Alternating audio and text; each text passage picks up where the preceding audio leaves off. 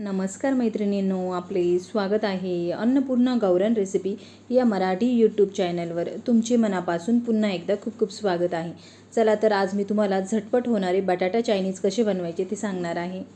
चला तर आपण आता कृतीला सुरुवात करूया. हे बघा, आपण मध्य आकाराचे 3 बटाटे घेतले. त्यांचा आता साल काढून घेऊया एका शॉर्पनरच्या साह्याने. या पद्धतीने साल काढून झाल्यानंतर सुरीच्या साह्याने आपण आता उभे बटाटे कट करून घेऊया. जास्त जाड पण नको आणि जास्त पातळ पण नको, मीडियम असे बटाटे कट करून घ्या. बटाटे साल काढून झाल्यावरच धुवून घ्या. नंतर बटाटे आपल्याला धुवायचे नाही. या पद्धतीने कट करून घ्या. कट करून झाल्यानंतर एकीकडे तेल गरम होण्यासाठी ठेवलं होतं. तेलाला व्यवस्थित कडकडीत असं गरम होऊ द्या. गरम तेलामध्ये आता आपण याला तळून घेऊया. या पद्धतीने व्यवस्थित तळून घ्या. जितके व्यवस्थित तळल्या जातात तितके हे बटाटा चायनीज खायला छान लागतात. झटपट होणारी ही रेसिपी आहे. नक्की या पद्धतीने बनवून बघा.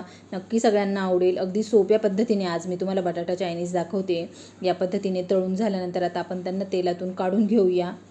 कढईमध्ये आता आपण थोडंसं तेल ठेवूया. तेलाला व्यवस्थित गरम होऊन देऊ. गरम झाल्यानंतर आपण त्याच्यामध्ये आता जिरं घालूया, हिंग पावडर घालूया. भरपूर सारा लसूण घेतला आहे, त्याला उभं चिरून घेतलं आहे. या पद्धतीने चिरून घ्या किंवा बारीक जरी चिरून घेतलं तुमच्या आवडीनुसार तरीही चालेल. या पद्धतीने तेलात टाकून घ्या. व्यवस्थित तळून घ्या. तळल्यानंतर आपण आता 2 मध्य आकाराचे कांदे बारीक असे चिरून घेतले, त्याला पण घालून घेऊया आणि व्यवस्थित परतून घेऊया. जोपर्यंत कांद्याचा कच्चेपणा जात नाही तोपर्यंत कांद्याला व्यवस्थित परतू द्या.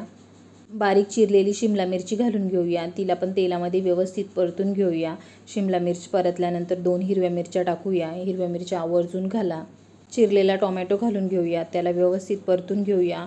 टोमॅटो जोपर्यंत परतत नाही तोपर्यंत त्याला व्यवस्थित परतून घ्या. टोमॅटो परतल्यानंतर मध्ये आता आपण भरपूर सारी कांद्याची पात घालून घेऊया. कांद्याची पात ही आवर्जून जास्त घाला.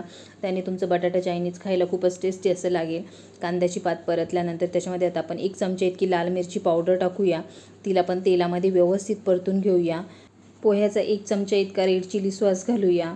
1 चमचा सोया सॉस घालूया व 1 चमचा मॅगी कॅचअप घालूया. हे तुमच्या आवडीनुसार तुम्ही घालू शकता. तुम्हाला कितपत चायनीज बनवायचे त्या अंदाजानुसार तुम्ही हे सॉस घालू शकता. त्याला आता व्यवस्थित मिक्स करून परतून घेऊया. परतल्यानंतर जो बी आपण बटाटा तळून घेतला आहे तो सर्व घालून घेऊया. मिक्स करून घेऊया. मिक्स करून झाल्यानंतर त्याच्यामध्ये आता आपण चवीनुसार मीठ टाकून घेऊया. जितकं व्यवस्थित चायनीज परतलं जातं तितकं खायला चविष्ट असं लागतं. झटपट होणारे आज मी तुम्हाला बटाटा चायनीज दाखवले. नक्की बनवून बघा.